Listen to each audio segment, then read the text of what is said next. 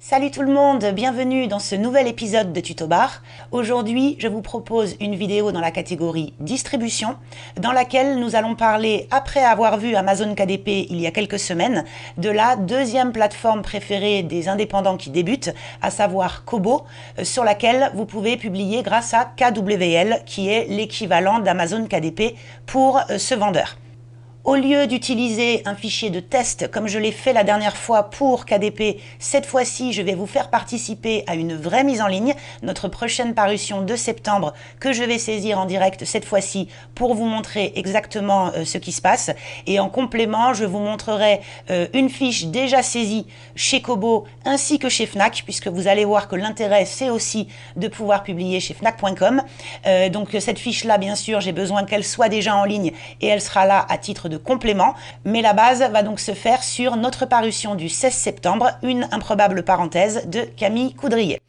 Avant de vous montrer tout ça, je prends juste quelques secondes afin de me présenter pour les personnes qui viennent de nous rejoindre et qui ne me connaissent pas. Je suis Hélène Jacob, auteure, éditrice et formatrice dans le domaine de l'autopublication. Sur cette chaîne, je vous parle d'écriture et d'édition, y compris de sujets techniques et administratifs, afin de vous aider à professionnaliser votre activité d'auteur indépendant. Merci par avance pour vos pouces en l'air, vos commentaires et vos partages. Et si vous appréciez mon travail et le contenu que je vous propose ici, merci également de vous abonner en pensant à activer la cloche afin d'être prévenu à chaque nouvelle mise en ligne. Et ceci pour aider la chaîne dans son référencement et son développement. Je vais donc commencer par vous montrer à l'écran la plateforme sur laquelle vous pouvez vous inscrire, c'est-à-dire l'endroit où allez créer votre compte. Vous allez voir que c'est extrêmement simple, il n'y a pas grand-chose de compliqué à renseigner. Dans l'ensemble, je trouve même que Kobo est plus simple d'utilisation finalement que Amazon KDP en matière de champs à renseigner, qu'il s'agisse du compte ou des fiches de livres elles-mêmes. Vous allez voir que vraiment c'est une plateforme conçue pour les débutants, qui est un petit peu moins connue qu'Amazon, parce qu'Amazon c'est l'endroit où tous les débutants ont tendance à se retrouver parce qu'ils ont lu beaucoup de choses sur la plateforme, qui en France, il faut dire ce qui est, a une espèce de monopole. Mais Kobo est extrêmement apprécié par les francophones canadiens. C'est important de le savoir. Nous, au Canada, sur le catalogue de la maison, on vend beaucoup plus à travers Kobo qu'à travers Amazon KDP pour ce public-là. C'est un vrai premier concurrent sur le territoire. Et même en France, la plateforme tranquillement fait son chemin et de plus en plus de gens se tournent vers elle à la fois en tant qu'auteur et en tant que lecteur, parce que ce n'est pas un format propriétaire, parce qu'il y a moins de restrictions que chez Amazon. Si vous avez vu un ancien épisode qui expliquait un petit peu toutes les plateformes qu'on utilise, j'avais fait à l'époque un petit comparatif entre les points forts et faibles de chacun, et Kobo pour moi de plus en plus a vraiment beaucoup de points forts. Je vais m'arrêter un petit peu dessus quand on sera en train de saisir la fiche, et vous allez voir que c'est une plateforme très agréable. Moi j'aime beaucoup la fiche produit côté lecteur quand les internautes viennent regarder le catalogue. Je trouve que c'est moins fouillis que chez Amazon, même si les gens là-bas ont leur point de repère, et qu'il y a vraiment un potentiel intéressant à développer pour un auteur qui débute. Précision évidemment, si vous avez choisi chez Amazon KDP Select, vous êtes en exclusivité numérique. Dans cette vidéo, je pars du principe que vous pouvez bien sûr publier chez Kobo, mais attention, si vous êtes KDP Select chez Amazon, vous êtes pour l'instant bloqué. Vous savez, pour la période de 90 jours renouvelable, qu'il faut penser à décocher si vous vous êtes engagé dans le programme. Donc faites attention à ça et n'allez pas vous lancer inutilement chez Kobo pour le moment si vous n'êtes pas en capacité de le faire correctement. Donc à l'écran, vous avez ici créer un compte ou se connecter en fonction de votre situation. Si vous avez déjà dans le passé créé un compte sans rien y faire, vous pouvez simplement vous reconnecter dessus et autrement vous passez par le bouton créer. Je vais vous mettre le lien direct en commentaire pour que vous puissiez aller faire votre création en quelques minutes. C'est très rapide, nom, prénom, email, 2-3 informations. Vous allez voir que la plateforme est très réactive. Et une fois que vous aurez créé et validé votre compte, vous arriverez sur l'interface que je vais vous montrer juste après. Donc pour vous montrer d'emblée ce que ça donne chez Kobo quand un livre est déjà saisi, je vous affiche actuellement la fiche d'Insight 1 Et donc vous le voyez, chez Kobo, la fiche est très agréable visuellement, très claire. On n'a pas une tonne de rubriques comme chez Amazon en l'occurrence, mais pas que. Il y a d'autres distributeurs qui sont un petit peu fouillis. Moi j'aime beaucoup Kobo parce qu'on a l'essentiel. On voit tout de suite vraiment les informations les plus importantes. J'ai choisi Insight 1 parce que ici on a une série avec deux autres titres dans la même trilogie. Je rappelle que ce sont des titres parus à l'automne dernier, avant que je suspende les nouvelles parutions pour cause de longue maladie. Je vous ai expliqué ça il y a quelques vidéos. J'ai eu un petit temps d'absence où je n'ai pas pu faire ce qui était prévu au planning. Donc ces trois titres-là datent de octobre et novembre 2023. Et notre parution de septembre, celle que je vais là mettre en ligne, c'est notre première parution depuis pas loin d'un an, 10 mois exactement, puisque je n'ai pas pu assurer le planning du premier semestre. Voilà, donc on va se référer à cette fiche-là également au cours de la vidéo, juste pour remontrer 2-3 détails, mais vous pouvez déjà voir que une page chez Kobo, c'est très clair, très simple, et généralement les lecteurs et clients apprécient vraiment à la fois la simplicité, la clarté et l'efficacité de la plateforme, qui a l'avantage, sans doute par rapport à Amazon, de ne faire que de la vente de livres, en tout cas de produits culturels. On a un petit peu de matériel autour, mais c'est tout. Et ici, on n'est pas comme avec Amazon, chez un vendeur multi-thématique, multi-produit, qui fait que les fiches produits doivent fonctionner un peu pour tout et n'importe quoi. Aussi bien des livres que des tondeuses à gazon dans l'absolu. Là, c'est vraiment consacré au milieu du livre, et ça se ressent, je pense, dans la navigation, ce qui fait que vous, en tant qu'auteur, vraiment, je vous encourage à étudier cette plateforme si vous n'avez pas de raison particulière de rester uniquement chez Amazon pour commencer. Tournez-vous vraiment vers Kobo, il y a beaucoup d'avantages à y aller, notamment faire plaisir à vos lecteurs anti-Amazon, puisqu'il y en a, qui vont vous identifier autrement comme un auteur Amazon, point barre, et ne vont pas forcément vouloir découvrir votre livre, en numérique, hein, tout du moins. Donc je pense que c'est une option intéressante que vous avez intérêt à étudier, et je vous invite, j'espère après cette vidéo que vous en aurez envie, je vous invite à aller regarder ça de plus près et à réfléchir à cette solution de distribution. Donc ce que je vais faire là pour commencer, c'est me rendre dans notre compte éditeur chez Kobo. Alors Kobo Writing Life en théorie, mais je l'appelle Kobo directement, c'est beaucoup plus simple même que KWL. Donc quand je dis Kobo, c'est tout à la fois, c'est la plateforme de saisie et le distributeur, même si techniquement je devrais dire KWL quand on est en back-office, comme il faudrait dire normalement Amazon KDP et Kindle de l'autre côté. Abus de langage, mais c'est pour faire au plus simple. Donc ici, je suis sur le tableau de bord de tous nos livres publiés chez Kobo depuis la création du compte. Donc ça inclut quelques titres qui ne sont plus au catalogue parce que les auteurs, il y a quelques années, sont partis, leur contrat avec nous ne s'est pas renouvelé, etc. Donc à 90%, on a tous les titres du catalogue actuel, pratiquement 140. Mais de temps en temps, si vous cherchez une correspondance avec notre boutique en ligne, vous verrez qu'il y a 2-3 références qui ne sont plus accessibles. Donc là, j'ai tous les e-books disponibles. Hein, si on descend, on va tout retrouver. Et je vais donc me rendre sur la saisie d'un nouvel e-book. Vous, c'est exactement là que vous devrez cliquer. Après la création de votre compte, vous aurez une page vide et vous aurez un gros bouton rouge « Créer un nouvel e-book ». Ce sera la même chose. Et en cliquant dessus, on se retrouve donc sur la fiche pour une nouvelle saisie, nouvel e-book. Attention, n'utilisez pas ce bouton pour mettre à jour un titre existant. Si par exemple vous aviez déjà créé votre compte, fait une saisie il y a quelque temps et que vous l'avez laissé à l'état de brouillon, il faut plutôt re-rentrer dans la fiche et recompléter ou modifier le nécessaire. Autrement, vous allez vous retrouver avec 2 fiches. Il faudra en supprimer une, bien évidemment. Pour les besoins de cette vidéo, je précise aussi ce que j'avais précisé pour l'épisode sur KDP, qui est que je pars du principe que vous avez vos fichiers tout prêts. Votre fichier ePub pour Kobo, un ePub standard, votre couverture et votre fiche de métadonnées. Pour tout le détail, je vous renvoie à l'épisode KDP dans lequel j'étais un petit peu plus longue pour cette présentation. J'expliquais tout le nécessaire et dans lequel je vous renvoyais aussi vers ma formation technique pour ceux qui ne savent pas trop où ils en sont côté fichier, comment préparer votre e-book spécialement pour Kobo et pour KDP. Ce n'est pas la même version que nous allons utiliser. Attention, KDP c'était un ePub sans couverture incluse à l'intérieur puisqu'il ne faut pas la mettre, alors que là nous allons avoir ce que j'appelle l'ePub standard, c'est-à-dire l'ePub de référence avec un code ouvert, non propriétaire, alors que chez Amazon c'est du code propriétaire, etc., etc. Tout ça, je l'ai un peu plus détaillé dans l'épisode KDP et bien sûr dans ma formation technique, donc je vous renvoie là-bas. Là, je considère que vous avez tout sous la main.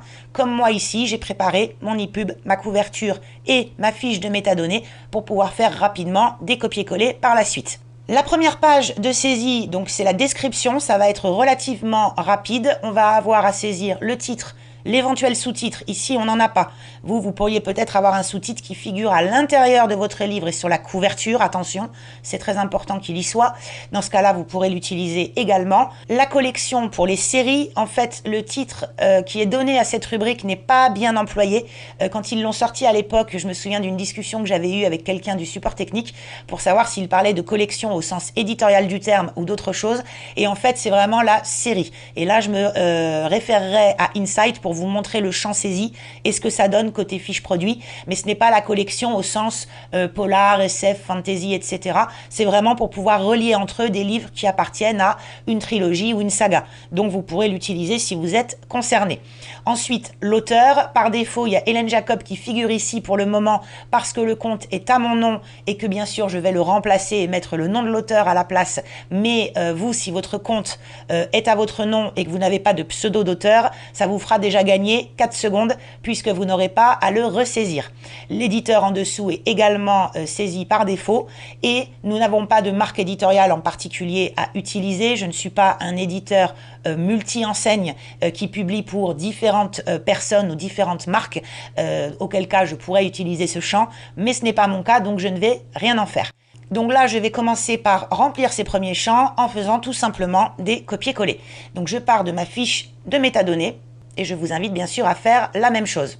Donc pas de sous-titres ici, pas de nom de collection. Si j'avais voulu mettre un nom de collection, ça donnerait ça. Je passe sur la fiche d'Insight pour vous montrer bêtement ce que ça donne. On met simplement, alors en l'occurrence là c'est une trilogie, donc juste le nom de la trilogie et le numéro du volume, d'accord? Donc Insight 1, et ça donne, côté client, ça permet de référencer ce livre comme livre 1, les deux autres étant livre 2 et livre 3. C'est-à-dire que si je vais sur le passeur, je retrouve Insight 1 ici en tant que livre 1 avec le 3 qui se met à gauche. Voilà, donc vous voyez que la collection, la logique de collection chez Kobo, c'est vraiment pour une série et ça permet notamment au lecteur d'acheter en un seul clic l'ensemble des titres d'une seule collection. Vous voyez, ajouter la collection au panier. Donc c'est très pratique, ça ressemble pour le coup un petit peu à ce qu'on a chez Amazon pour les livres Kindle qui font partie, pareil, d'un ensemble cohérent déclaré. Donc là, vous ferez la même chose si votre livre fait partie d'une série, d'une trilogie ou autre.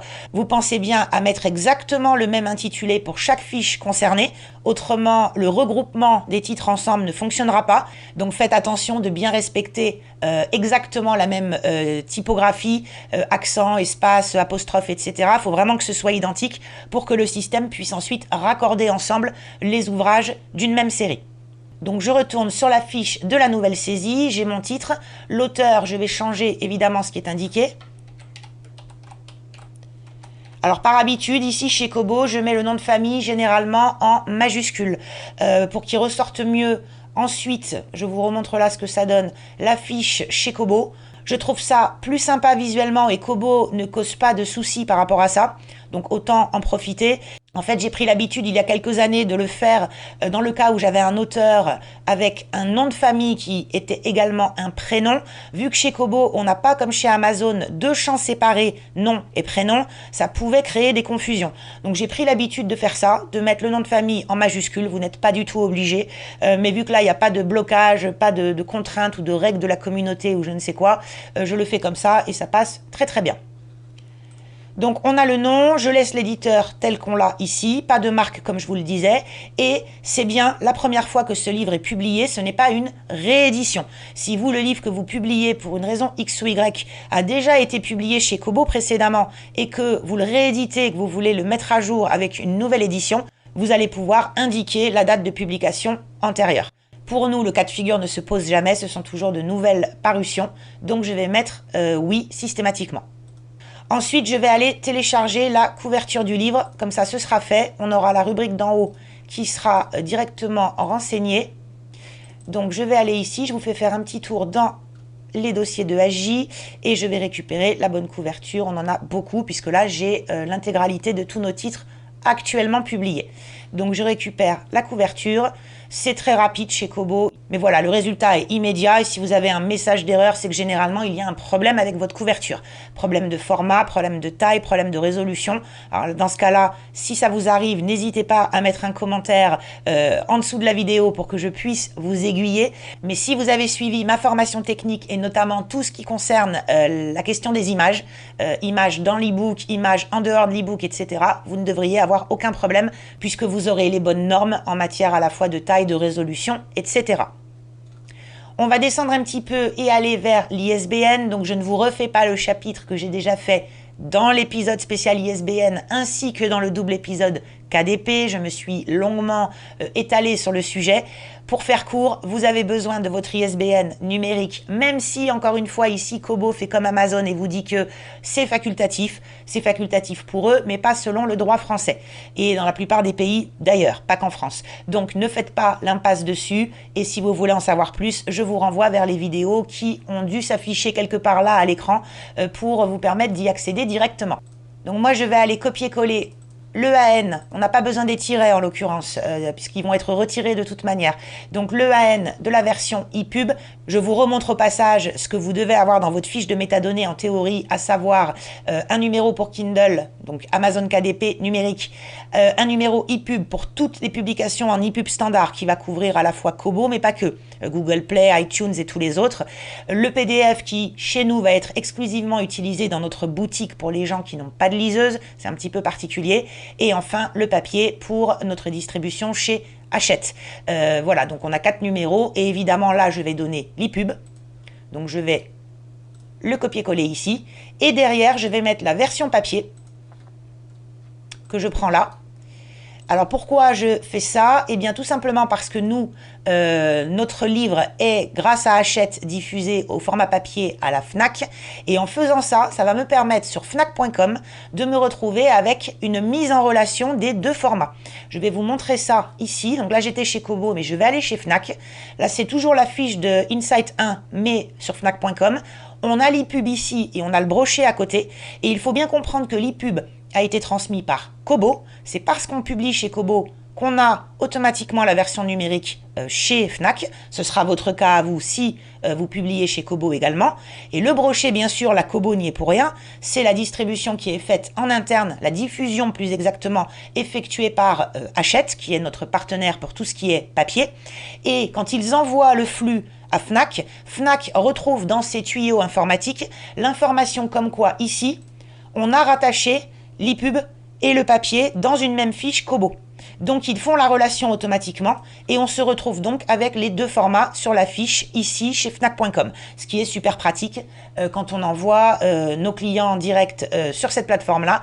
Ils peuvent choisir le format qui les intéresse en sachant que bon, j'aime beaucoup moins la fiche Fnac que la fiche Kobo, mais elle a le mérite d'exister et de rendre les choses pratiques. Donc si vous avez également une diffusion papier, je mets Amazon KDP à part, c'est complètement différent, Amazon est dans son écosystème propriétaire entre guillemets.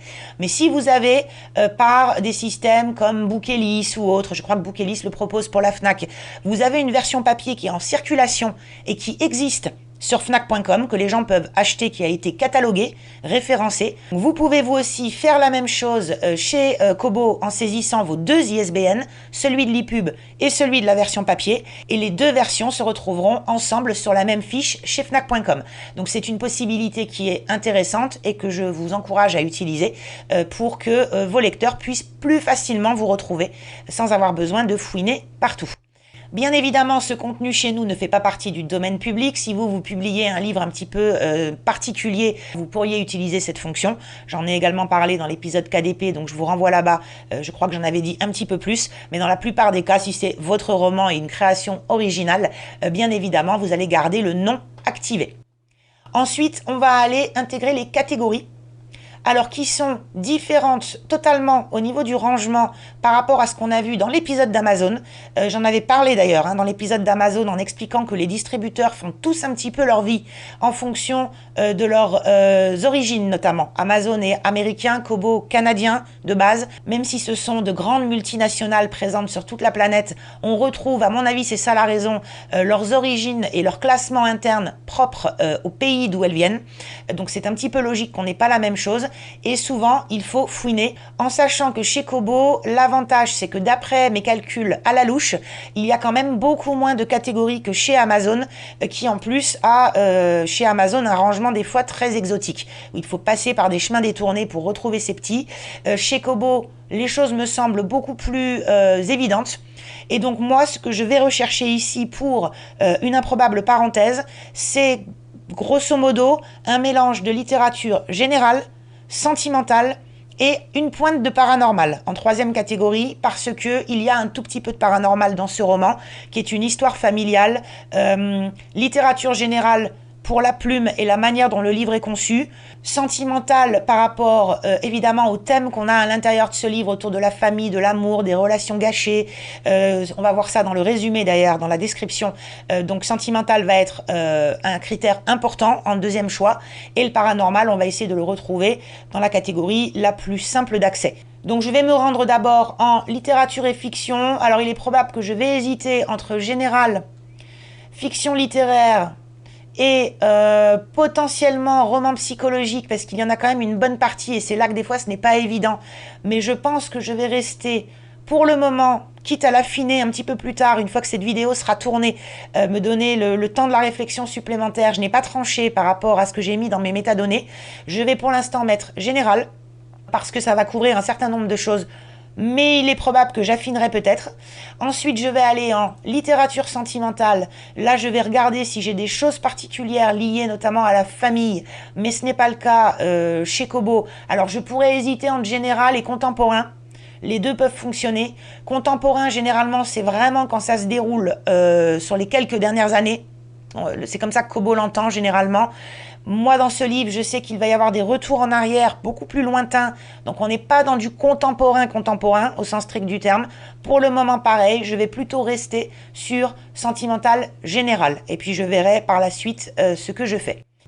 Et donc, en troisième catégorie, puisqu'on a droit à 3 catégories en tout, je sais qu'en littérature sentimentale, là, je l'ai revu en passant les yeux dessus, on a le paranormal, et ça m'intéresse de le sélectionner parce que même si ce n'est pas l'aspect le plus important du livre, c'est en filigrane une petite touche qui est importante. Alors ce n'est pas un livre où on a des fantômes ou des choses paranormales dans ce sens-là, mais il y a en filigrane tout du long, y compris jusqu'à la fin, une touche de merveilleux et d'irréel.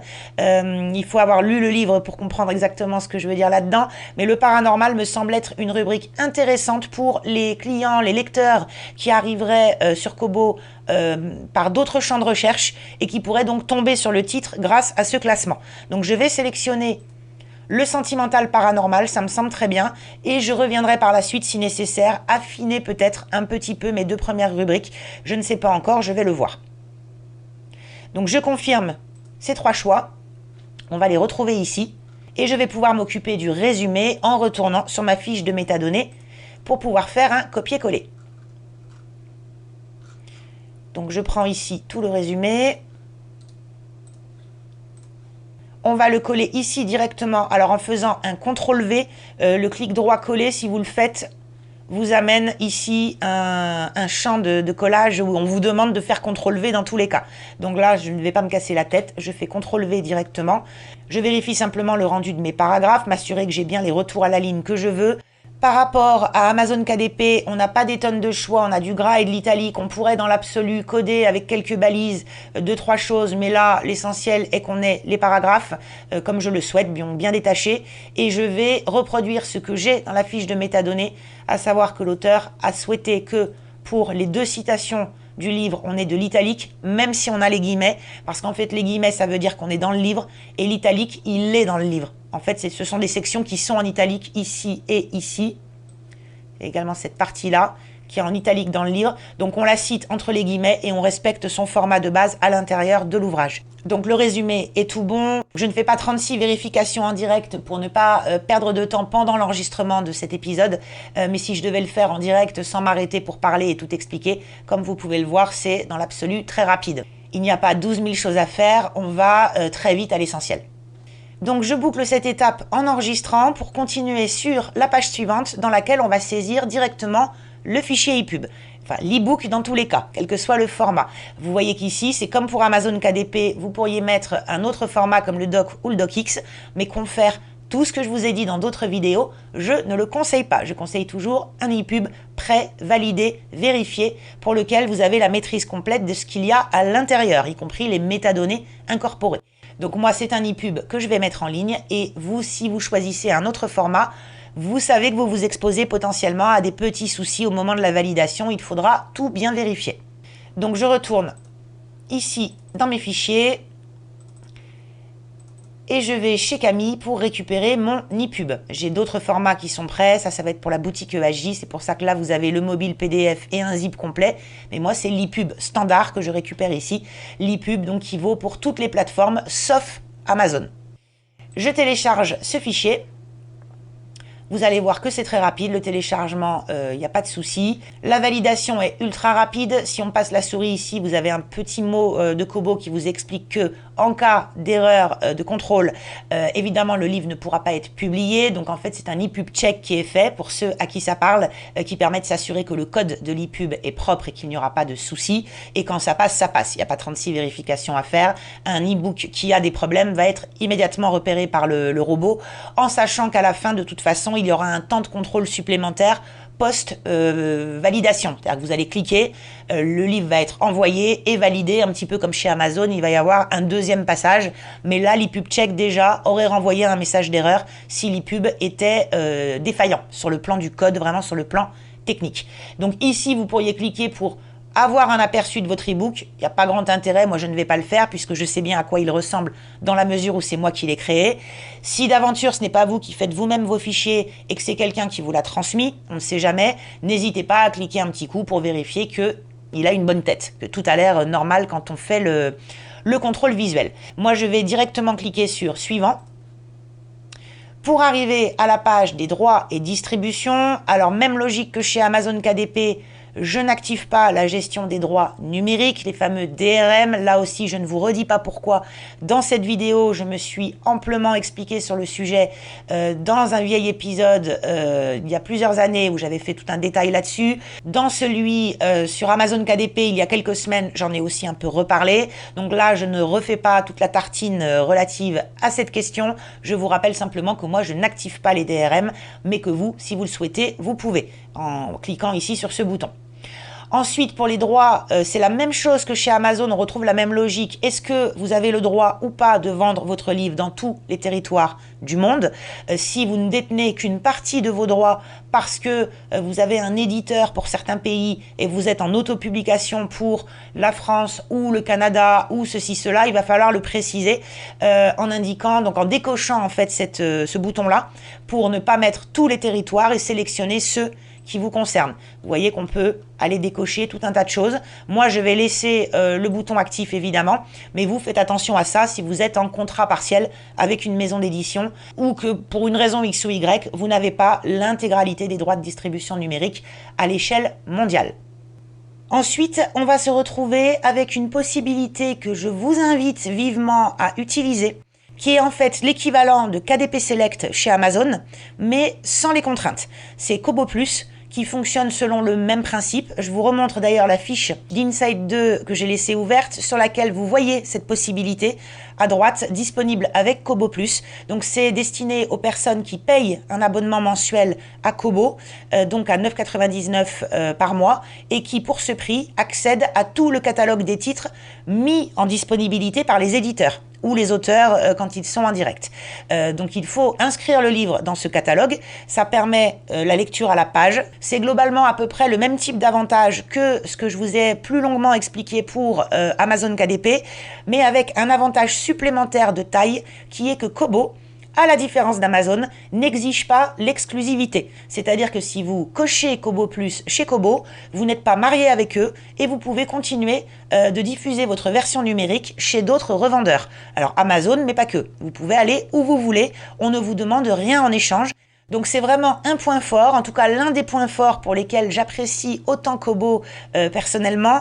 Et évidemment, vous n'avez aucune raison de ne pas le faire, sauf si, encore une fois, vous avez des droits restreints par rapport à ce que vous pouvez faire avec votre livre, parce que vous n'êtes pas à 100% dans la détention des droits d'exploitation. Donc moi ici, pour ce livre, comme pour tous les titres d'ailleurs de notre catalogue, je vais activer le bouton. Et on me précise bien, voilà, l'e-book sera ajouté au catalogue Kobo Plus. Et je demande à inclure le titre dans toutes les zones où Kobo Plus est disponible, y compris les zones futures. C'est pratique parce que si demain Kobo signe un accord avec un pays qui aujourd'hui n'est pas concerné, automatiquement le livre sera disponible là-bas sans qu'on ait besoin de revenir cocher les nouveaux pays. Et quand on a 140 titres dans le catalogue à gérer, c'est quand même appréciable. Donc vous aussi, vous pouvez activer ce bouton. Honnêtement, je vous le conseille. Et ensuite, pour ce qui est des bibliothèques, sur Overdrive, c'est juste en dessous. Alors, pour la France, c'est peu pertinent parce qu'en fait, c'est vraiment pour des bibliothèques du monde entier qui travaillent avec Kobo, mais à l'échelle, en tout cas sur le territoire français, on n'est pas vraiment encore dans ce type de fonctionnement aujourd'hui. Donc en réalité, ça va plutôt concerner nos amis canadiens. Si parmi vous, il y a des personnes qui ont un public, en particulier au Canada francophone, vous pouvez trouver un intérêt à activer ce bouton. De mémoire, il y a là-bas des partenariats effectués par Kobo. À ce jour, en France, alors, il faudrait que je vérifie auprès de mon contact chez Kobo si mes informations ne sont pas dépassées, c'est possible aussi, mais aux dernières nouvelles, il n'y avait pas de partenariat particulier sur le territoire français, donc vous pouvez activer le bouton, ça ne fait pas grand-chose de plus, et moi je ne le fais pas pour d'autres raisons à l'échelle de la maison d'édition, parce que si je rajoutais le prêt en bibliothèque, il faudrait que je fasse tout un tas d'avenants dans nos contrats avec nos auteurs, dans la mesure où à l'origine, cette possibilité n'existait nulle part, donc la question ne se posait pas et je ne l'ai pas prévu, et faire 140 avenants pour tout le monde, je ne vous cache pas que pour le moment, c'est au-dessus de mes forces, juste pour une question qui, fondamentalement, ne nous concerne pas beaucoup, là, chez Kobo, en France. Donc je laisse comme ça, mais vous, regardez-le, notamment si vous êtes en dehors du pays et que vous vendez en priorité dans un état pour lequel Kobo a passé un accord. Dans ce cas-là, il faudra leur poser la question pour savoir si vous êtes concerné. Mais vous voyez, ce n'est pas pour rien qu'on vous parle de dollars en bas, en plus là de dollars américains. C'est parce que c'est typiquement une option très américaine dans l'esprit telle qu'elle a été conçue à l'origine.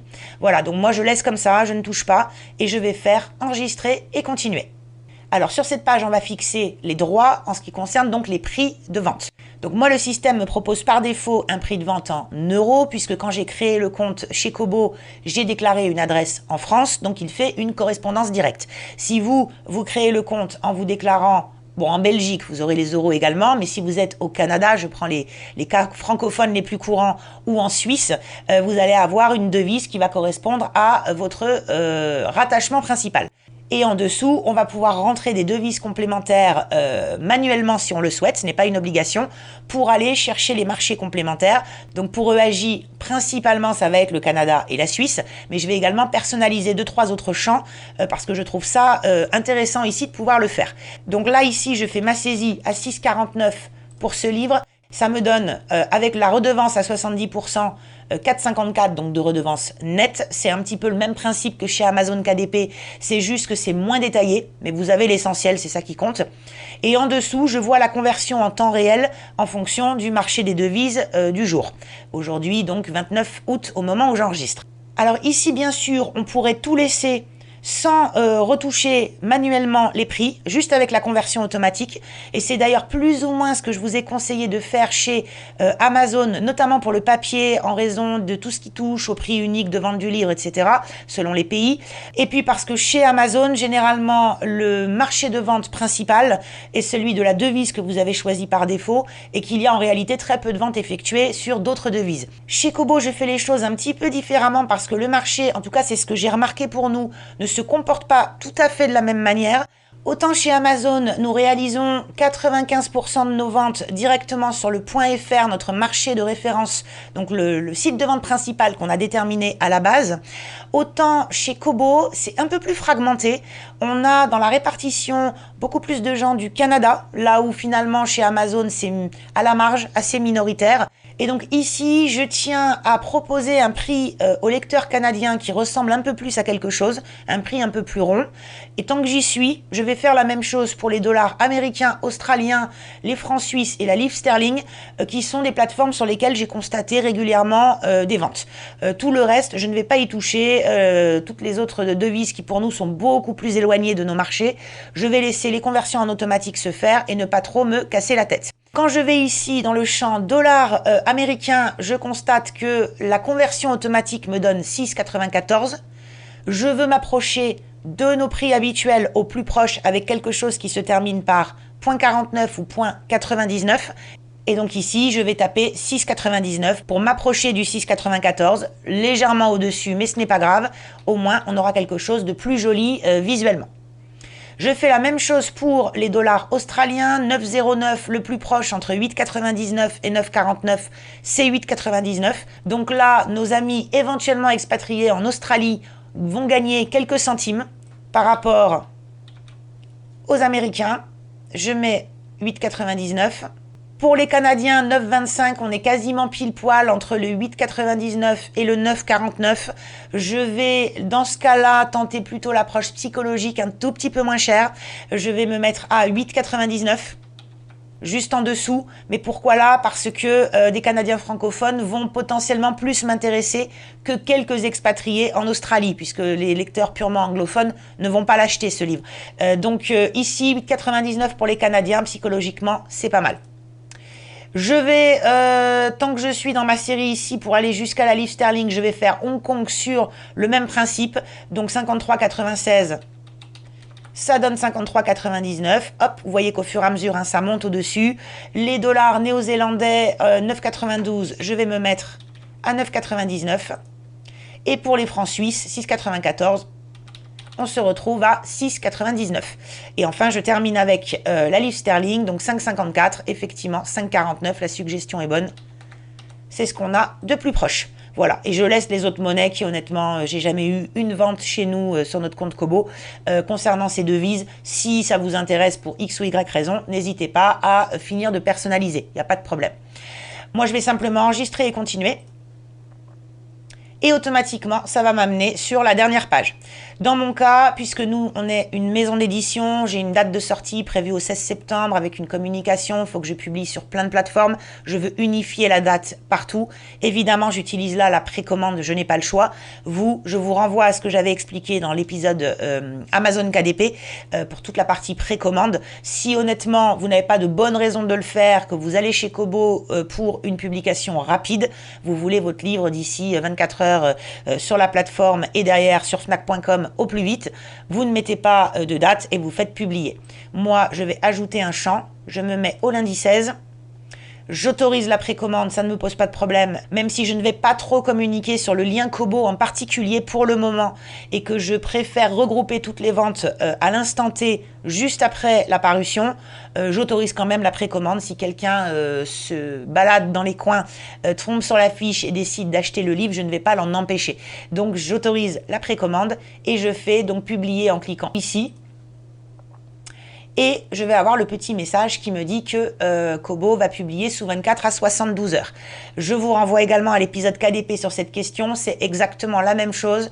24-72 heures, c'est une fourchette, plutôt 72 heures quand on est tout nouveau avec un nouveau compte et un premier titre, plutôt quelques heures quand on a un vieux compte comme celui-ci qui a plus de 10 ans et qui a 140 titres pas loin au compteur. Généralement, moi j'ai des validations dans la soirée.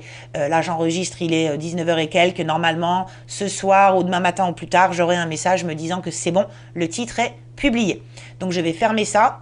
Ça va me ramener automatiquement sur la page des e-books et on va aller sur la ligne qui concerne Camille où il y a son précédent livre publié il y a 3 ans et vous voyez qu'en cours ici, j'ai bien une improbable parenthèse qui figure, qui est en édition. Je pourrais, si je le souhaite, cliquer dessus pour re-rentrer dedans, si je me rendais compte que j'ai oublié quelque chose, ou si je veux, comme je l'expliquais tout à l'heure, remodifier les rubriques par exemple, ou que je me suis trompée dans le prix, ou n'importe, je peux re-rentrer dedans et enregistrer, ça va écraser au fur et à mesure les réglages. Donc là, pas de problème, vous pouvez le faire, et moi j'y repasserai certainement un petit peu plus tard pour m'assurer que prise dans l'enregistrement, je n'ai pas commis d'erreur et qu'on n'a rien de bizarre qui ressort sur la fiche. Normalement, je ne pense pas, mais on ne sait jamais. Donc j'y repasserai ultérieurement. Pour le moment, je vais rester sur la page des e-books puisque je n'ai pas besoin de faire plus de contrôle immédiatement. Je me remets juste ici sur la fiche d'Insight qui, elle, est validée pour vous montrer ce qui se passe une fois que Kobo a fait son passage au bout de 24 à 72 heures et que le livre, vous avez reçu l'email qui vous dit tout est bon, vous pouvez y aller. Vous vous remettez dans publier votre e-book et vous voyez qu'ici, on vous met un autre message. Votre e-book figure dans la librairie. Cliquez ici pour le voir. Donc on va cliquer, je vais m'assurer que ça s'ouvre bien dans un nouvel onglet. On va retomber sur la fiche que je vous ai montrée précédemment. Et la seule chose que vous devez vérifier ici, c'est qu'en haut, dans l'adresse qui vous est donnée, vous avez bien fr/fr si vous êtes en France ou l'extension appropriée si vous êtes dans un autre pays. Pourquoi je vous dis ça? C'est parce que précédemment, encore l'année dernière, quand on se mettait dans la fiche et qu'on cliquait sur « Voir votre e-book », par défaut, le lien qui était donné, c'était toujours celui du .com, donc le lien de référence américain, international tout du moins. Manifestement, ils ont changé il y a quelque temps, j'ai vu ça là la semaine dernière en faisant des tests, ils ont changé la manière de procéder et je suppose que le lien qui est donné est directement rattaché à l'adresse géographique du compte éditeur. Donc si vous êtes un auteur ou un éditeur qui n'est pas situé géographiquement en France mais dans un autre pays, il est probable que vous aurez une adresse qui est composée différemment. Vérifiez bien qu'il correspond à ce que vous souhaitez, qu'il n'y a pas de problème avec l'adresse et que si vous avez des besoins autres, par exemple imaginons que vous êtes en France mais vous voulez publier un livre en anglais et donc vous voulez récupérer un lien qui va intéresser les anglophones. Ce lien-là ne sera peut-être pas le plus adapté dans ce cas. Vous aurez plutôt besoin de reconstruire et de retrouver le lien correspondant à la plateforme américaine ou à la plateforme canadienne anglophone, etc. Donc faites attention au lien. Le lien est localisé en fonction des clients. Et si vous, en tant que lecteur, vous avez un compte Kobo pour acheter vos livres et que vous n'allez pas sur le territoire qui vous est réservé, c'est un petit peu comme chez Amazon, vous ne pouvez pas acheter. Donc faites simplement attention à la construction du lien pour bien donner à votre lectorat le lien qui lui correspond. Et vous pouvez en proposer plusieurs. Si vous avez un blog, un site ou autre et que vous voulez faire une liste des possibilités, vous pouvez donner en premier le lien spécial plateforme française et puis ensuite aller recréer les liens correspondant à d'autres canaux. Alors d'ailleurs, je vais regarder ici ce qui se passe quand on va sur le drapeau.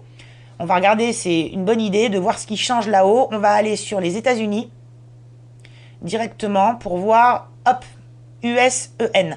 Le changement ici se fait donc dans, on va fermer ça en bas, l'extension. Et je suppose que si je tentais d'acheter, qu'est-ce qu'on me proposerait? Alors je découvre en direct, parce que ce n'est pas quelque chose que je fais d'habitude. Donc le livre est disponible en France, mais on me demande de passer sur le store français pour pouvoir acheter, parce qu'effectivement il y a une histoire à la fois de devise et puis de droit, il y a de la légalité derrière tout ça, je suppose. Donc ça me donne ça ici. Si j'étais allé, je vais rechanger là, Canada, la logique voudrait qu'on ait le CAEN, donc là c'est pour le Canada anglophone, c'est pour ça qu'on a ça ici. Et alors, ils n'ont pas prévu, je regarde ce qui se passe, c'est vraiment la grosse découverte en direct. Qu'est-ce qui se passe pour les Canadiens francophones? Donc, Canada, ils ont prévu uniquement en anglophone, j'ai l'impression. Je vais tenter, je vais voir si, en tapant FR à la place de EN, j'obtiens quelque chose. Oui, ça marche. On a bien le Canada en français. Pour nos amis québécois notamment, donc il faut, pareil, on ne peut pas acheter nous directement, mais pour les Canadiens qui ne parleraient pas anglais, je sais que ça peut se produire, ils peuvent le faire à la main. La plateforme ne le montre pas directement, c'est dommage. On ne peut pas cliquer dessus pour le choisir, mais vous voyez bon comment ça marche. Donc simplement, pensez à vérifier quand vous construisez le lien en haut. Moi, je reviens sur ce que j'avais au début. Si vous êtes en France et que vous visez un public français, pas de problème, vous copiez votre lien localisé. Si vous êtes ailleurs, assurez-vous que le lien correspond aux besoins de votre audience pour éviter que les gens vous écrivent après en disant « Ah mais oui, mais ça marche pas, moi je peux pas commander, etc. » Voilà, donc c'est la petite subtilité à connaître. Mais normalement, par rapport à avant où il fallait reconstruire le lien à la main, on arrivait systématiquement sur la plateforme pour les Américains. Manifestement, ça a changé ces derniers mois et c'est très bien. Et le lien se construit sur la base du compte éditeur. Donc, plutôt une bonne nouvelle. Donc voilà pour l'essentiel sur cet écran, il n'y a pas grand chose de plus à connaître ici. Je vais simplement retourner sur les droits, donc les prix de vente, parce qu'ici, une fois qu'un livre est publié, vous avez une fonction très sympathique qu'on n'a pas telle quelle chez Amazon KDP et qui fait partie des raisons, encore une fois, qui me poussent moi à vraiment conseiller Kobo à tous les auteurs et éditeurs indépendants qui n'ont pas encore l'habitude d'y aller. C'est la promotion. On peut programmer une promotion directement pour une durée limitée à une date ultérieure. Donc vraiment, faire une programmation, par exemple pour 15 jours à tel moment, et automatiquement, elle va se mettre en place et se retirer. Et ça, pour vous le montrer, je vais repasser par nos e-books directement. Je vais me rendre sur l'un des titres qui est actuellement en programmation de promotion. On a celui-là, on en a 6 sur sur septembre, octobre et novembre. On rejoint systématiquement chaque trimestre les promotions du carrousel des indépendants, réservé aux auteurs et éditeurs indépendants par Kobo. Et tous les mois, j'ai donc 2 titres qui tournent en moyenne, 1 par quinzaine. Et pour ça, je fais tourner le catalogue et j'ai une promotion qui est actuellement programmée pour ce livre. Donc je vous montre comment c'est fait. Vous voyez, on a une date de démarrage, 31 octobre, et une date de fin, 15 novembre, sachant que ce sont les jours inclus. Donc en réalité, j'ai fixé les choses pour que le prix rebascule à la normale le 16 novembre. Mais pour cette tranche-là, cette fourchette de date du 31 au 15 inclus, le livre sera à un autre prix de vente. On va rentrer dedans pour voir ce que ça dit. Donc à 2,99 en euros au lieu des 6,49 habituels. Grosso modo, on fait du pas loin de 50%, enfin par là. Ça dépend des titres pour que ça tombe bien. Donc des fois c'est un tout petit peu plus et des fois c'est pile poil 50%. Et puis je le fais donc pour les euros, le Canada et les francs suisses, puisque la demande de Kobo pour cette promotion-là, qui vous sera proposée si vous rejoignez Kobo, vous recevrez automatiquement des emails tous les 3 mois pour vous proposer de rejoindre ce système de carrousel mis en avant. Pour les lecteurs qui s'intéressent au circuit indépendant, on vous proposera de participer donc à hauteur de 50% de remise à cette opération. D'où l'importance, et là je vous renvoie à un vieil épisode sur la fixation des prix, de ne pas mettre votre e-book trop bas au démarrage comme prix de référence. D'abord, il faut valoriser votre travail, c'est important. Mais en plus, si le prix de vente initial est trop faible, quand vous voulez faire des promotions à 50% derrière, vous êtes ras des pâquerettes, ça devient problématique puisqu'il y a un prix minimum, même en promo. Et autrement, Kobo peut vous refuser l'intégration dans la promotion concernée. Donc réfléchissez à ça quand vous faites la fixation de votre prix. Pensez bien aussi à cette question. Voilà, donc ça c'est une possibilité qui est extrêmement intéressante que vous pouvez utiliser régulièrement. Par exemple, une fois par an, vous faites 15 jours ou 2 fois par an. À vous de voir, mais vous faites une petite campagne pour promouvoir Kobo et mettre en avant le titre sur ce catalogue-là. Moi, je trouve vraiment qu'ils font du très bon travail, donc il faut en profiter. Et c'est beaucoup plus souple que l'équivalent plus ou moins chez Amazon KDP, qui vous demande d'être KDP Select pour avoir accès à ceci ou cela. Ou alors, chez Amazon, vous devez complètement baisser votre prix. Ce n'est pas une promotion à prix barré, c'est une modification du prix de vente pendant une durée, et puis après, vous remettez votre prix normal. Ici, vous allez vraiment avoir le prix barré sur la fiche. Donc pour le client, il y a un avantage, il voit ce qu'il gagne. Tout de suite, ça fait la différence. Et si je vous le montre, je vais passer sur le livre qui est actuellement en promo. Il faut juste que je ne me trompe pas de titre. Nous sommes le 29 août, donc je ne sais plus lequel est en train de tourner. Actuellement, je crois que c'est Marie-Pierre Bardou avec Chimère. Je vais en avoir le cœur net tout de suite. Hop, je vais aller là. Et donc là, vous voyez ce que ça donne avec les 50% de réduction, prix barré, c'est vraiment mis en avant. Pour le lecteur, il y a une vraie valeur ajoutée. Ce qu'on n'a pas du tout chez Amazon. Chez KDP, comme je vous le disais, vous pouvez changer votre prix. Vous rentrez dans la fiche, vous enlevez le prix habituel, vous en mettez un autre. Mais le client qui vient de débarquer, qui n'est pas au courant, n'a aucune idée que c'est un prix barré. Pour faire des opérations commerciales, il faut passer par l'option KDP Select et encore vous êtes limité. Vous ne faites pas exactement ce que vous voulez. Donc ça n'a pas la même portée. Et moi, la promo chez Kobo, c'est devenu vraiment une habitude pour notre catalogue. Tous les trimestres, j'ai des livres qui tournent, qui sont référencés parce que ça fonctionne. Les clients apprécient. Le carrousel des auteurs indépendants, vous voyez ici qu'on a une rubrique auteur indé et quand on va à l'intérieur, il y a plusieurs rubriques possibles, notamment celle-ci dans laquelle on a, alors on va tout afficher pour aller voir si c'est dans celle-là qu'on a actuellement Chimère. J'ai un doute parce qu'il y a plusieurs possibilités de promotion simultanée, mais je pense que oui. Alors l'affichage est aléatoire et on n'a pas forcément toujours le même ordre de livre dedans. Voilà, il est là. Chimère, il est ici. Vous voyez comment ça ressort. Et c'est vraiment la première rubrique proposée par Kobo chez les indés qui est là à toute saison. Donc là, c'était l'été, on aura la même chose pour l'automne, pour l'hiver, etc.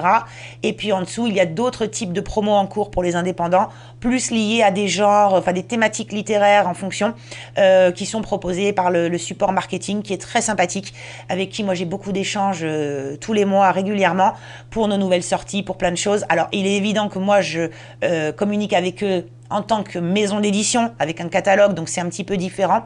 Mais même pour les auteurs qui sont en autonomie totale et qui n'ont que 1, 2 ou 3 livres concernés au démarrage, le support là-bas est vraiment gentil, très sympa, très proche. Rien à voir avec la grosse machinerie qu'on retrouve chez Amazon KDP, qui est quand même moins disponible. Ici, on est dans un univers à échelle plus humaine, et donc vous pouvez écrire là-bas au support marketing et obtenir des réponses, discuter, proposer des choses. Ça veut pas dire que tout sera pris en compte, mais il y a vraiment des possibilités assez sympathiques. Et donc là, je regarde un petit peu ce qu'il y a en ce moment, plus de la feel good manifestement, plus du sentimental ou émotionnel. Ceux qui ont des livres audio, puisque j'ai oublié d'en parler, mais Kobo vous propose également les livres audio, et ce n'est pas une usine à gaz comme chez Amazon où il faut être audible avec une adresse sur le territoire ou anglais ou américain, où c'est plus compliqué. Kobo Audio existe et fonctionne bien. Je ne l'utilise pas pour EAJ, mais je l'ai utilisé pour une cliente de notre offre de service avec qui on a préparé tous ces fichiers et on les a mis en ligne au format audio chez Kobo. Ça fonctionne très très bien, vraiment. Donc c'est une possibilité et je découvre là qu'ils le mettent en avant pour des indés également, donc c'est plutôt bien. Excellente nouvelle pour ces auteurs, donc à avoir quelque part au fond de la tête. On a également, vous voyez, des promos actuellement qui tournent sur des séries, des romances intenses, etc. Tout ça dans la catégorie des auteurs indés qui sont vraiment mis à l'honneur. Et c'est une particularité de Kobo, j'insiste un petit peu puisque je m'approche de la fin de cette vidéo, donc pour boucler tout ça et vous dire pourquoi vraiment j'apprécie cette plateforme, c'est que je trouve qu'il joue beaucoup plus le jeu de la prise en compte des indépendants qu'Amazon. Amazon mise tout sur ses clients, fait beaucoup de bruit autour de Kindle, la liseuse, et essaye de faire venir beaucoup d'auteurs sur la plateforme, mais je trouve que derrière, c'est pas très humanisé comme relation. Donc les auteurs indépendants chez Amazon Kindle, ils se débrouillent un peu tout seuls, où ils ont été formés, où ils savent ce qu'ils doivent faire, mais ils ont beaucoup de documentation certes, mais ils ne sont pas plus mis en avant que ça. Là où je trouve que Kobo chouchoute beaucoup plus ses indépendants, encore une fois qu'ils soient auteurs ou éditeurs, avec une rubrique qu'il aurait consacrée, une mise en avant, pas mal d'ateliers, de propositions diverses et variées qui font que on se sent bien chez Kobo. Alors attention, je ne dis pas qu'on se sent mal chez Amazon KDP, qu'on ne me fasse pas dire ce que je n'ai pas dit. C'est simplement qu'on n'est pas, encore une fois, dans le même type d'univers. Amazon est une super structure, même si Kobo, évidemment, est loin d'être une petite entreprise. Mais Amazon a un fonctionnement avec une tonne de filiales et une tonne de produits. Amazon KDP, le Kindle en particulier là-dedans n'est qu'un petit bout d'un ensemble beaucoup plus vaste, là où Kobo est spécialisé dans un milieu littéraire et s'intéresse sincèrement, en tout cas c'est l'impression que ça donne, à ce que font ces indépendants, et c'est un endroit où on est bien, on est dans le confort à la fois pour la saisie, pour le suivi, pour la promotion, pour tout un tas de petites choses qui méritent d'être découvertes. Et donc si vous n'avez jamais eu l'occasion d'y mettre les pieds, moi vraiment je vous le recommande, vous n'avez absolument rien à perdre à aller là-bas et à potentiellement trouver un autre type de public que vous aurez moins chez Amazon, notamment les Canadiens francophones, comme je le disais il y a quelques minutes. Donc n'hésitez pas à aller là-bas, puisque si on récapitule tous les avantages que vous aurez avec Kobo, je vais tenter de les reprendre dans l'ordre. Vous aurez la publication automatique chez Fnac.com pour votre version numérique, qui sera automatiquement rattachée à votre version papier si vous en avez une qui est diffusée sur Fnac.com. Vous avez la possibilité de programmer des promotions, de vraies promotions avec prix barré du point de vue du lecteur quand il viendra consulter la fiche. Donc une belle mise en avant pour laquelle vous pouvez commercialement en parler autour de vous. Les gens n'auront pas l'impression de se faire avoir en ne voyant pas de changement de prix, et vous pouvez bien sûr organiser un plan de communication autour, puisque ça peut se planifier des mois à l'avance, donc ce n'est pas un problème.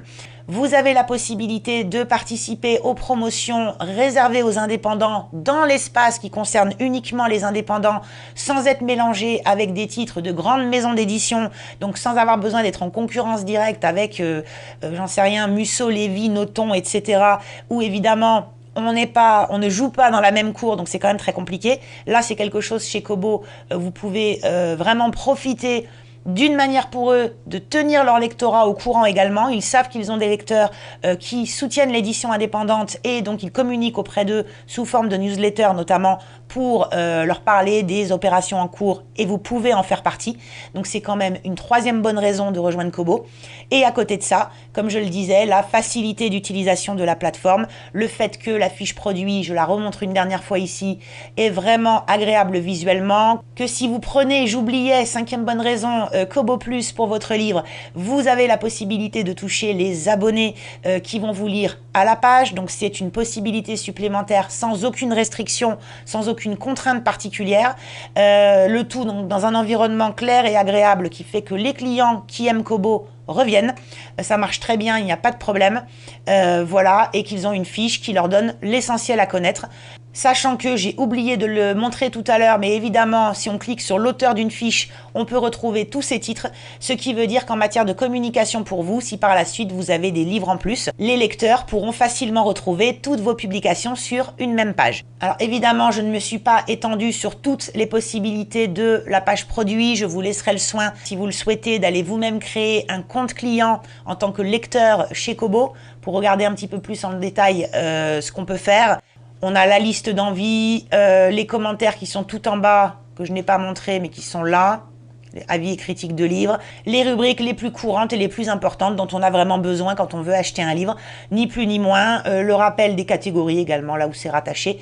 Et puis voilà, donc n'hésitez pas, créez un compte, allez regarder un petit peu ce qu'il en est, mais vraiment, je vous ai donné en théorie 5 bonnes raisons d'utiliser Kobo pour vos livres. Si vous n'êtes pas KDP Select chez Amazon, vous n'avez en théorie aucune raison de ne pas y aller. Il faut prendre le sujet plutôt dans ce sens-là, et ça vous donnera une deuxième plateforme à proposer à vos lecteurs pour qu'ils puissent découvrir vos titres. Voilà, je pense avoir fait le tour de l'essentiel. J'ai juste oublié, alors je vais me remettre dessus, une précision quand vous utilisez la promotion. Tout d'un coup, je me rends compte qu'il ne faut pas que j'oublie ce petit détail. Donc je me remets dans la fiche de Chimère qui est actuellement en promotion avec les fameux prix barrés dont je vous ai parlé il y a quelques minutes. N'oubliez pas que dans ce cas, automatiquement, chez Amazon, le robot va se caler sur le prix barré. Amazon espionne sa concurrence quotidiennement pour s'assurer que chez eux, les prix de vente ne sont pas plus élevés. Et donc quand vous allez passer votre livre à, imaginons, 2,99 chez Kobo, le robot d'Amazon va le détecter et va aller automatiquement barrer le prix également. Donc ce qu'on va faire ici, c'est aller regarder si ça a bien été le cas pour Chimère sur Amazon, que je ne fais absolument pas à la main, puisque c'est une promotion et que j'ai le droit d'être en promotion uniquement chez Kobo en théorie et pas chez Amazon. Ce n'est pas le prix de vente de base, donc je respecte le prix de vente unique du livre. Mais on va regarder si le robot, donc je vais me rendre chez Marie-Pierre pour récupérer Chimère, qui, vous le voyez chez nous actuellement en numérique, n'est pas en prix barré. Il est à 5,99 son prix habituel, c'est vraiment une promotion pour Kobo. Et je vais aller regarder chez Amazon si le robot est passé à côté, ce qui m'étonnerait fortement. Donc il est à 5,99 en théorie. et il n'a pas bougé. Alors là, c'est une surprise. Le robot est passé à côté. C'est relativement rare puisque la promo en plus tourne depuis quand même presque 10 jours. Elle se termine après-demain si je ne dis pas de bêtises. Et c'est la première fois, en tout cas quand je contrôle, que j'ai ce cas de figure où le robot ne s'est pas rendu compte qu'il y avait un changement de prix chez un concurrent. Donc mauvais exemple ici, malheureusement, mais je vous préviens quand même au cas où parce que ça risque fortement de se produire. Dans le passé, je l'ai toujours vu sous cette forme-là. Quand vous avez un prix barré chez Kobo, en théorie, le robot d'Amazon le détecte et vous barre le prix également sur la plateforme Amazon. Voilà, sachez-le. Donc ne soyez pas étonnés si ça se produit. Dans ce cas-là, vous pouvez prévenir votre lectorat pour les deux plateformes en leur disant profitez-en, chez Amazon aussi, c'est prix barré. Sachez que ça peut se produire dans 98% des cas en théorie. Je suis là très très étonnée. Mais bon, on ne dira rien. Je ne vais pas le remonter puisque de toute façon la promo se termine après-demain et qu'on passe sur un nouveau livre à partir du 1er septembre. Donc si le robot avait dû le voir, je pense que ça fait déjà 10 jours qu'il l'aurait affiché. Voilà, donc c'était la dernière petite précision que je voulais vous donner ici. Pour le reste, je vérifie une dernière fois que dans les e-books, je n'oublie rien de particulier. Je ne détaille pas le tableau de bord par rapport aux ventes. Pour plusieurs raisons, parce que j'ai un devoir de confidentialité évidemment sur les ventes de nos livres par rapport à nos auteurs. Je ne peux pas faire ce que je veux de ce côté-là et montrer toutes les informations chiffrées de la maison parce qu'elles sont nominatives unitaires, titre par titre. Et puis aussi parce que tout ce qui relève plus des chiffres, des tableaux de bord et autres fera, je pense, l'objet d'une vidéo à part dans laquelle je vais regrouper les différentes plateformes. Rappeler brièvement où il faut aller selon qu'on est chez Amazon, chez KDP et chez d'autres, puisque je compte également parler de YouBooks par la suite. Alors YouBooks qui aujourd'hui s'appelle Nextory, j'ai du mal, ça fait 2 ans mais je n'y arrive pas. Nextory, je compte par la suite vous faire un épisode sur Google Play, sur iTunes, etc. Et une fois que j'aurai couvert à peu près l'essentiel des plateformes, je ferai une vidéo spéciale où on reparle plus de la data, tout support confondu, pour voir un petit peu ce qui là-dedans peut être intéressant pour vous. Là, c'est prématuré et en plus, il faudrait qu'au montage, je floute tout un tas de choses. Ça va me faire du travail en plus pour pas beaucoup d'avantages pour le moment, donc je n'en parle pas à ce stade. Ce sera à part dans une autre vidéo. Et par contre, vous pouvez aller regarder donc les livres audio dont je vous parlais il y a quelques minutes. Les services pour les auteurs également, là c'est vraiment pour les auteurs indépendants, pas pour les maisons d'édition. Mais on vous donne quelques tuyaux et puis également on vous propose des services. Alors il faut aller fouiner un petit peu. Je vous avoue que je n'ai pas regardé dans le détail depuis un moment. À une période, c'était surtout des mises en relation pour les auteurs américains. Mais depuis, la plateforme a avancé et propose plus de choses pour les francophones. Donc il faut aller regarder. Je vous laisserai le soin de vous balader dedans et éventuellement de me laisser vos questions en commentaire si vous en avez. Mais sachez que vous avez cette possibilité ici, donc dans les services. Et puis vous avez bien sûr un menu d'aide à côté qui vous permet de retrouver les questions les plus fréquentes quand vous êtes un peu perdu. Et enfin, l'audio ici, c'est exactement la même logique que pour le livre. On peut créer des livres directement dedans. C'est juste que l'interface est un peu différente et qu'il est possible que vous, au démarrage, si votre compte est tout neuf, vous n'ayez pas encore ce menu. Moi, il m'a été ouvert il y a 2 ans, je crois, parce que le compte est ancien et publie beaucoup. À terme, tout le monde devrait avoir cette fonction. C'est ce qu'on m'a expliqué, en tout cas, quand j'ai contacté le support pour une cliente. Mais pour le moment, j'ai cru comprendre qu'il y avait des critères d'éligibilité qui variaient en fonction des pays, etc. Donc, il faudra voir de votre côté si oui ou non vous avez la fonction qui vous est ouverte au démarrage. Si ce n'est pas le cas, pas de panique, ça vous sera rajouté sur demande si vous êtes amené par la suite à publier un livre audio. Le support est très sympathique et ils vous feront l'ouverture de la fonction comme ça avait été le cas pour ma cliente qui n'avait pas la fonction ouverte et pour qui on a demandé tout simplement et ils ont débloqué ça. Donc voilà tout ce qu'il y a à savoir d'essentiel par rapport à KWL et la publication sur la plateforme Kobo. N'hésitez pas à faire un tour dans le petit blog qui est également en haut ici. Vous trouverez probablement des articles intéressants pour votre culture générale autour de l'écosystème Kobo. Et sinon, je vous laisse bien sûr me poser vos questions en commentaire. S'il y a des petits détails que j'ai oublié de traiter ici, qu'il y a quelque chose dans un menu que j'ai oublié de mentionner, vous n'hésitez pas à vous me poser votre question en sachant que je devais normalement, si vous avez suivi l'épisode précédent jusqu'au bout, j'avais annoncé qu'en théorie, celui-ci devait être les services marketing d'Amazon KDP en particulier Amazon Auteur. Et en fait, en préparant l'épisode, je me suis rendu compte que ça allait être beaucoup plus long que prévu. Donc j'ai décidé d'inverser avec Kobo et de passer Kobo en premier. Et donc ce que j'ai dit la dernière fois reste valable en théorie pour mon prochain enregistrement. Ce sera sur Amazon de nouveau. Alors pas Amazon Auteur uniquement, mais Amazon Service Marketing. Il y aura Amazon Auteur dedans, mais pas que.